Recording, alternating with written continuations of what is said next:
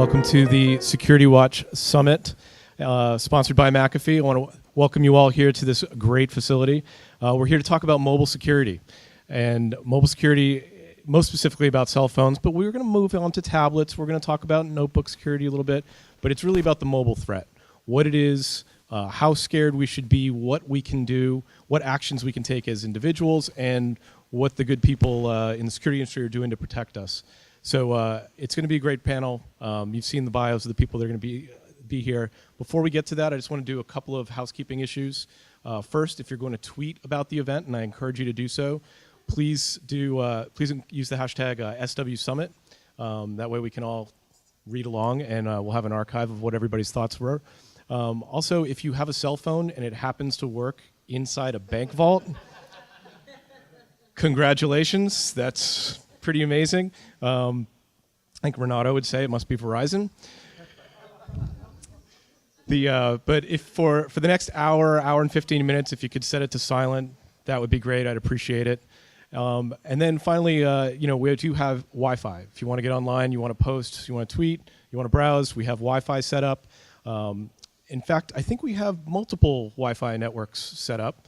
And maybe this would be a good time for Gary and Drew to explain a little bit about what kind of Wi-Fi you may or may not have been using for the last half hour, because you may be surprised.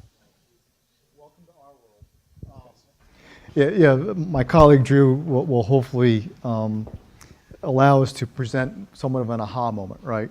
Where we come in here and we think we're all comfortable. We've found a nice, cheap, high-speed Wi-Fi we can all get on and do our emails and all that sort of stuff.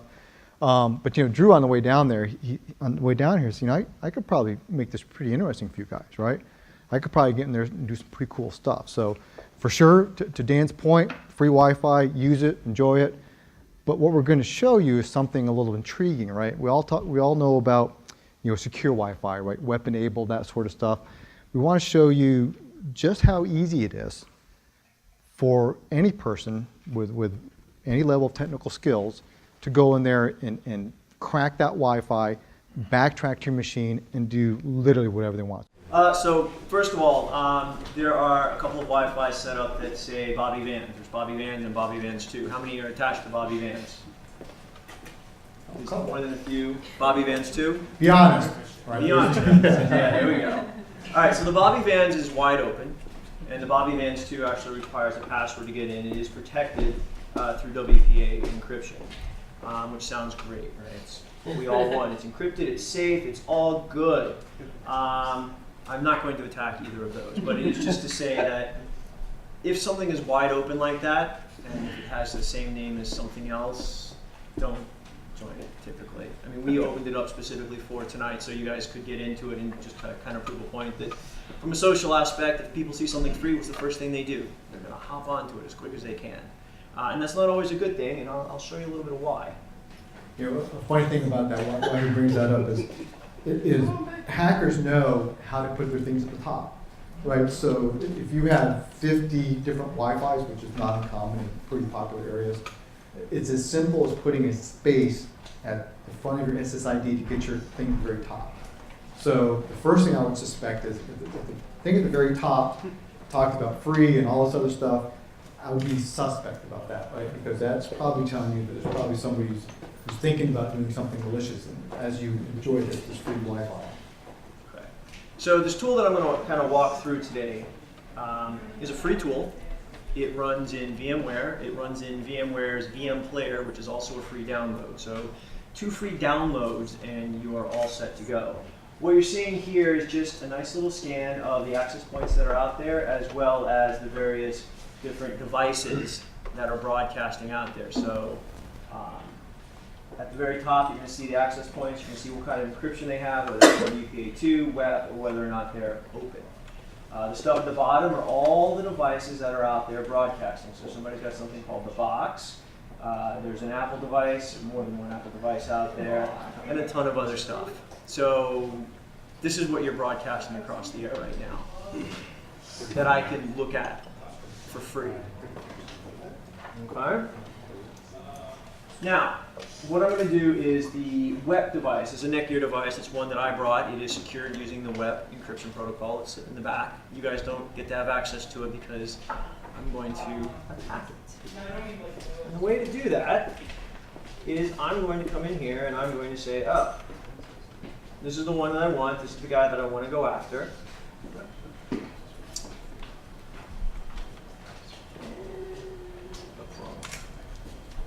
Interesting. You always hear, interesting thing happened on the way to the whatever.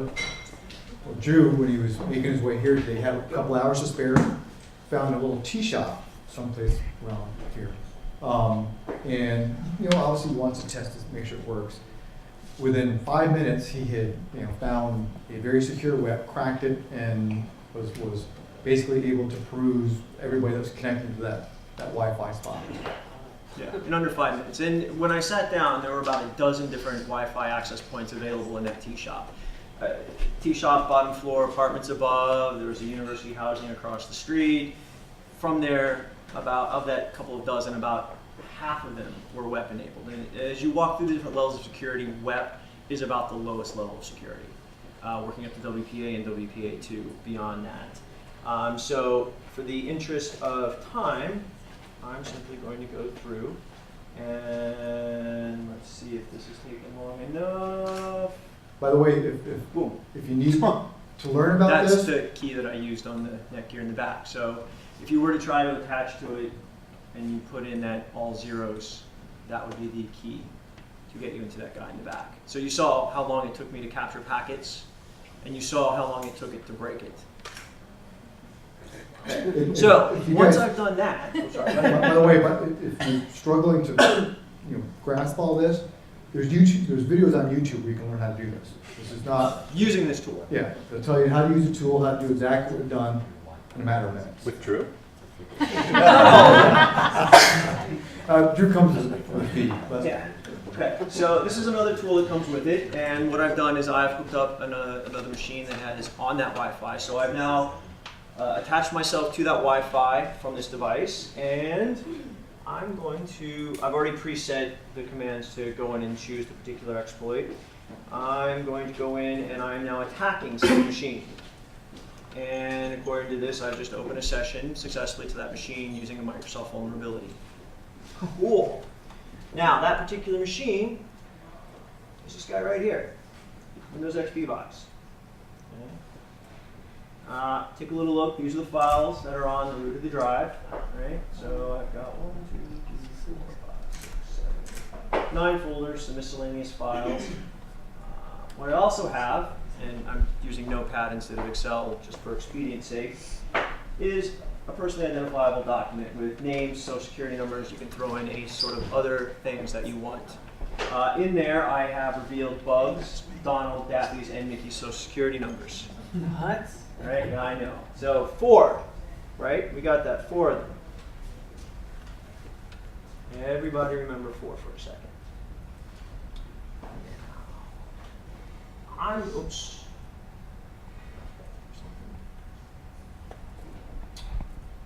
Windows XP machine.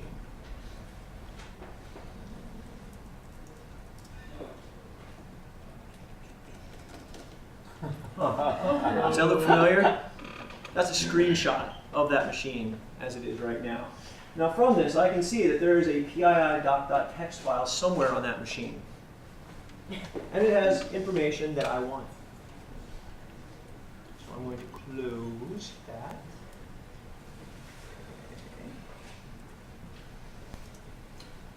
Now, search.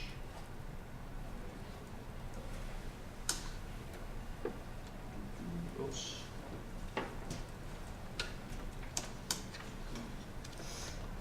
Huh, guess what? It's located in the demo file directory off the root of the C drive. So,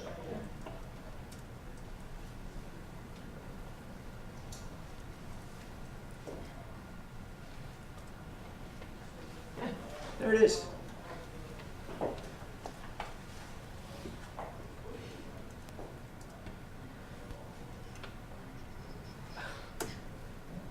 Don't attempt this at home. Use it. Right? Right? Pick a name. Me? Betty Boop. We'll do Betty Boop. I like Betty better. Betty Boop. And what's Betty's social security number? 444. 666.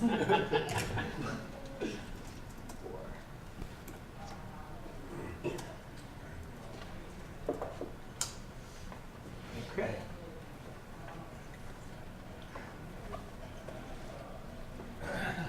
There you go. Wow. That's the aha moment, right?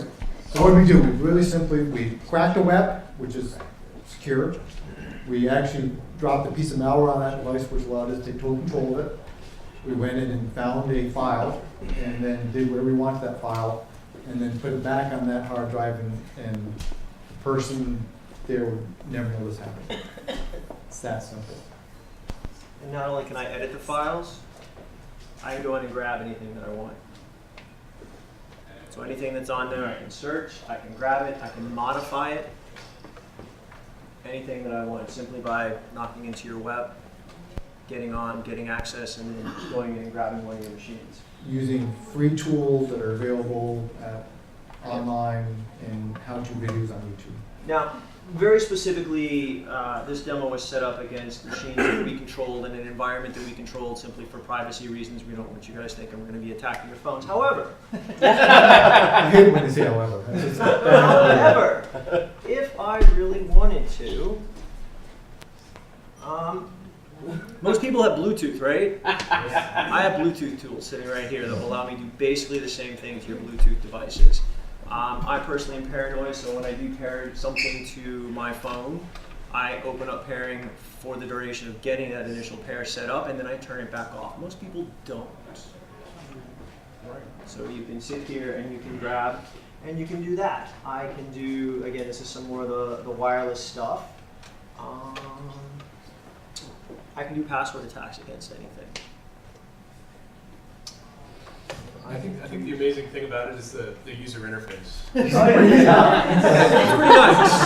nice. You tend to think that that it's all going to be written in code, but it's actually it's a WYSIWYG interface. Yeah, it's there, and the online help is pretty nice too. And I think people have this conceived notion that these hackers are these uber geeks that are kind of buried in the basement, hacking away. It's not that bad. It's not that hard. Social engineering, good question. So it allows you to do things like set up honeypots.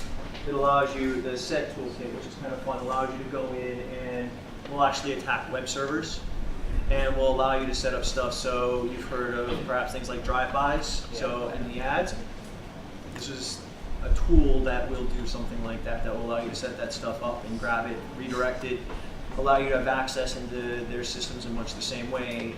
The difference here is that you're not leveraging an exploit, you're leveraging them clicking on something. And this is the free one, by the way. Just keep that in mind. If you wanted to, pay for some of the other tools that are out there, they offer 24/7 tech support. So it's. So yeah, this kind of interesting stuff. We thought you'd enjoy this. We thought it would be a great interactive way to kind of get the session started, to kind of give you a peek into our world. So with that, we'll go ahead and. Great. That was great. And I'll introduce you to our moderator for this evening, Mr. Neil Rubenking. Neil is our lead security analyst. He tests all of the major software packages.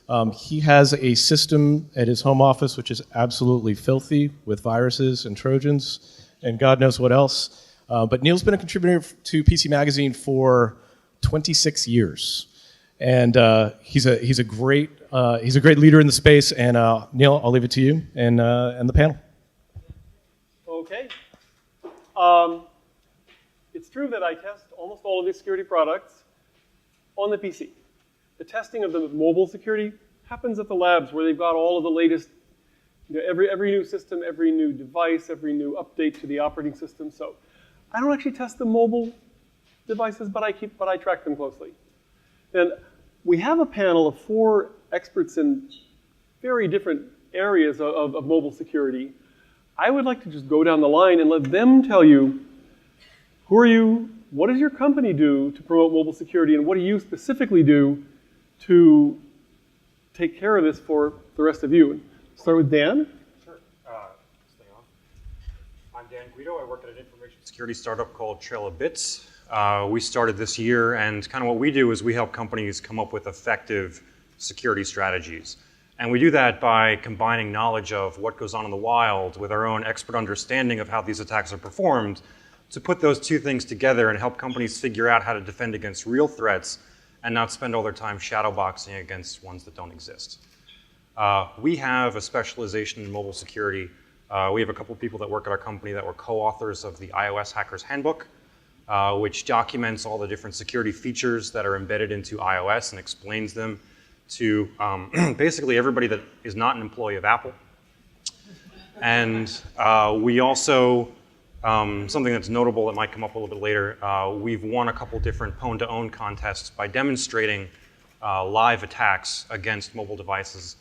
We had one of our employees win by hacking into a BlackBerry and one of our employees win by hacking into an iPhone in previous years. So we know a little bit about what's going on mobile, and hopefully I can share some of that knowledge with you guys. Excellent. Renato? Hi, Ronaldo Del Toro. I work for a small wireless company called Verizon Wireless. I do network security. I'm the director of network security. One notable thing, and we talk about what we do for security, we do a lot, and I could talk about some other things, but the very notable thing is we just released a free anti-malware client for the Android platform, and it's free for all our customers, and it includes it's actually McAfee antivirus and Site Advisor, which are two really good ways of preventing a lot of the stuff that you hear about. But in addition to that, we also have Lock, Wipe, and Locate as a premium offering, but I think that's very notable, and like I said, we do a lot more than that, and we do a lot of things on the network side. So when we talk about things in the wild, we are the wild, right? And we see a lot of things. So. Keith? Thanks. I'm Keith Gordon, work for Bank of America, and I sit within the consumer bank. So if you think about what my team has responsibility around, it's protecting our customers.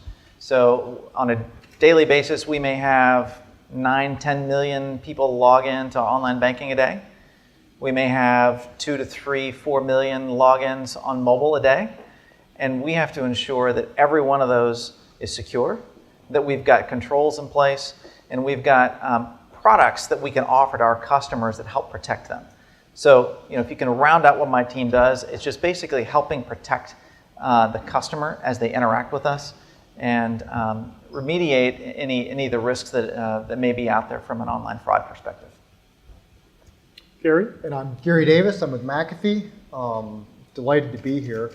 As I hope most of you know, our passion and our reason for being is security. That's all we do. We focus every resource we have at the company to ensuring our consumers and our enterprise customers are safe and do everything that we can to ensure that they have an enjoyable online experience. So delighted to be here, and I'm looking forward to the panel.